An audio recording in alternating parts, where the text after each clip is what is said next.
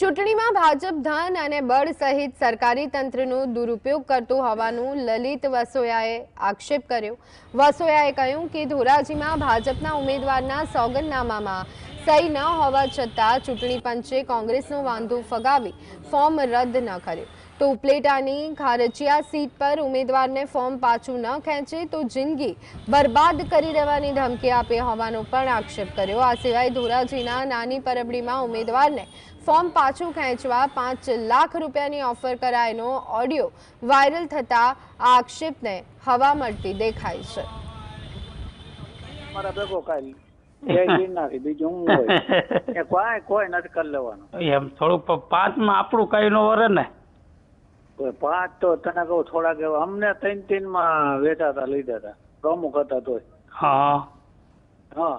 તો તને તો હજી ક્યાં તું ચૂંટાઈ ગયો ન કરે એમ તો ચૂંટાઈ ગયો ભલે ચૂંટાતા ન હોય પણ થોડુંક જોર તો હોય ને ના રે ના કોંગ્રેસ વાળો અમે ચૂંટાય નહીં આપવાનો નહીં ચૂંટાય તો કામ રૂપિયો બગાડવો જોઈએ ચૂંટાય નહીં આ તો આપણો અંગત માણા મેં કીધું પૂછી લઉં જોઈએ એને નીકળવું તો 5 પેટી દઈ દો એમ ખારચિયા સીટ ઉપર ઉમેદવારને જિંદગી બરબાદ કરી દેશું ફોર્મ ખેંચી લે એવી ધમકીઓ પણ આપી છે એનો પણ ઓડિયો અમે પોલીસ તંત્રને પણ આપ્યો છે છતાંય પોલીસ તંત્ર દ્વારા